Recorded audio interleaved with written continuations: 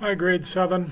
This is your math lesson for page 55, numbers 31 to 58. We're starting off with some subtraction problems. If you remember, the rule for subtraction is to subtract, you add the opposite of the second number.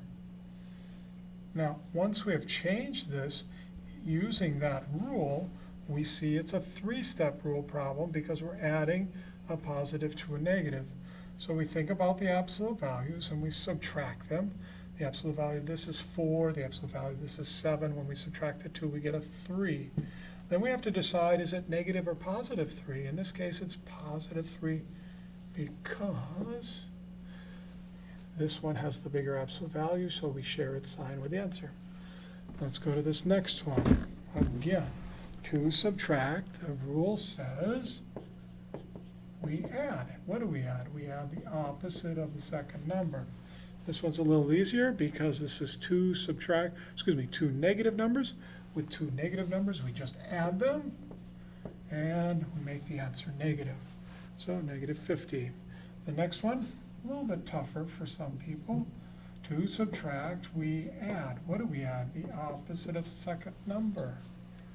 And then this becomes a three-step problem because we're adding a positive to a negative. We think about their absolute values, which are 11 and 20, and we subtract them. And when we subtract them, we get a 9. Is this a positive or a negative 9? In this case, it's a negative 9 because this has a bigger absolute value than 11 does. Finally, this one. It looks hard, but it's actually really easy. To subtract, we add. What do we add? We add the opposite of the second number, and it ends up being 57. That's an ugly 5, isn't it? Better. 57. Go to the next page. The next section is multiplying or dividing positive or negative integers. Now remember, the rules on doing that are different than the adding and subtracting rules. Here the rules state if you're multiplying or dividing two numbers that have the same sign, the answer is going to be positive. If you're multiplying or dividing two numbers that don't share the same sign, then the answer is going to be negative. So just as an example here, if I have negative 6 times a negative 4, we know that's positive 24 because the two signs are the same. When you have the same sign, you get a positive answer. But if I were to write this on the board, we know the answer is negative 24 because the signs are not the same. This is a positive 6 and this is a negative 4. They don't have the same sign, so the answer is negative.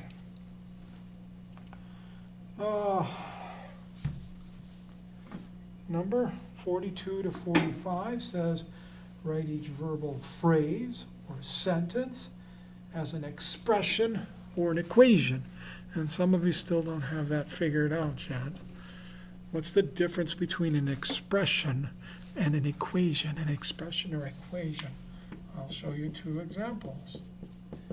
An expression will be right here on this side. The equation will be on this side. Expression will be something like the following phrase. 6 more than twice Julie's money.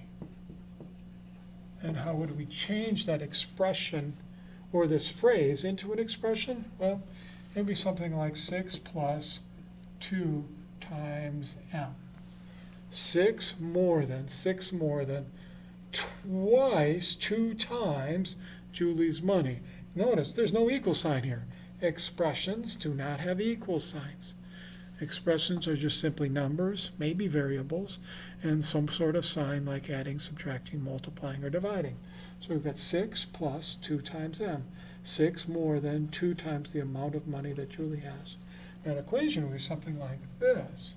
If somebody wrote 6 more than twice Julie's money is 24. Now notice this word is right here. That's the equal sign. So we would write this one like this.